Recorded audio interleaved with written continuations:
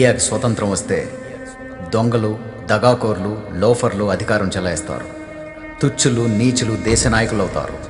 తీయని నాలుకలతో, చిల్లర మనసులతో అధికారం కోసం కుమ్ములాడుకుంటూ తృణ రాజకీయాలతో దేశాన్ని నాశనం చేస్తారు. ఏదో ఒకరోజు సామాన్యుడు గాలి, నీరు కూడా కొనుక్కోవాల్సిన పరిస్థితి వస్తుంది.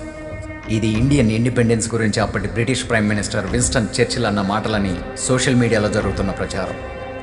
ఆ మాటలు చర్చిల్ అన్నాడా లేదా అన్నది చర్చనీయాంశమైతే, ఆ మాటల్లో ఉన్న సారాంశాన్ని మాత్రం మనం రోజు నిజం చేస్తున్నామన్నది నగ్న సత్యం.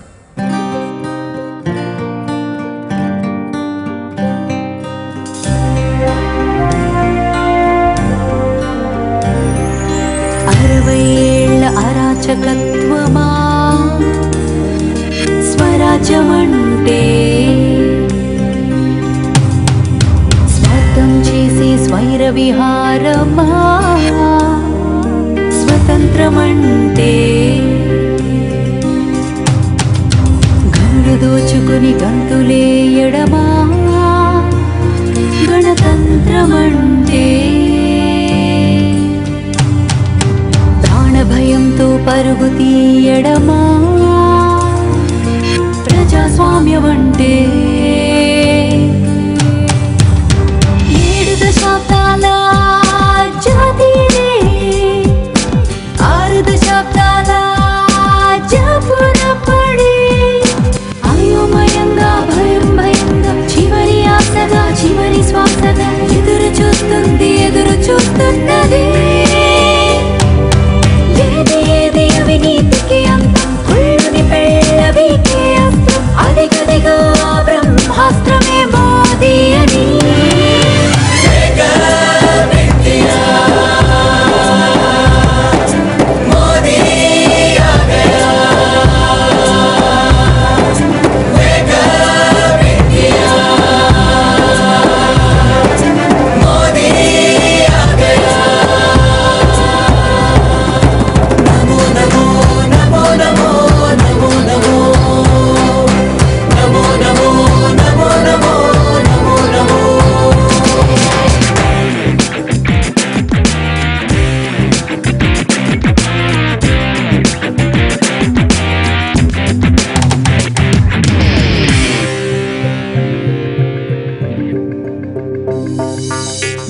గుండెని దేశభక్తితో నింపుతున్న నేత, గుజరాత్ రాతని ఆత్మశక్తితో మార్చని విధాత, సొంత మేలునే మరిచే ఉరికిని యువకుడైన తాత, అతడి రాకతో మూగబోయే అవినీతి గొంతుకుతా, దారిని రహదారిగా చేసిన చరిత, ఊరిలో తన విద్యుత్ కాంతుల ఘనత, మన పటేలు మళ్ళీ పుట్టాడానిపించేంత సంకల్పంతో నిలిచినాడు ఈ రాజకీయ అవధూత. అడుగుడు ఇలాంటి ప్రగతిని కనాలి అనుకుని కన్నది అతడిని భరతమాత, నరేంద్రుడే నవ భారత నిర్మాత.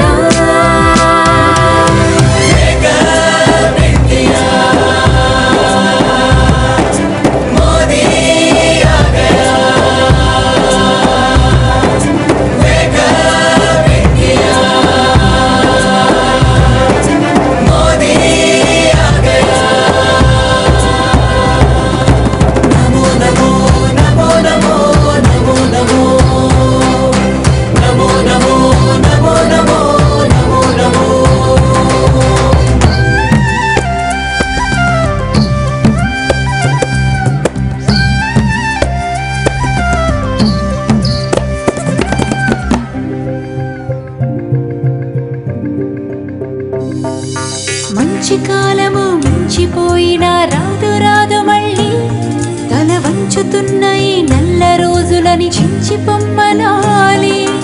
అస్తులుండకని వీస్తూ ఉంది బలమిస్తూ మోడిగాలి, ఈ అస్తవ్యస్తమౌ హస్తపాలనకి వస్తి తెరపడాలి. మాటతో అవినీతి పునాదులు కదిలి, ఓటుతో మన మధ్యన గోడలు పగిలి, ఒక్క జాతిగా ఒకే రీతిగా ఉన్న ముందు కడుగు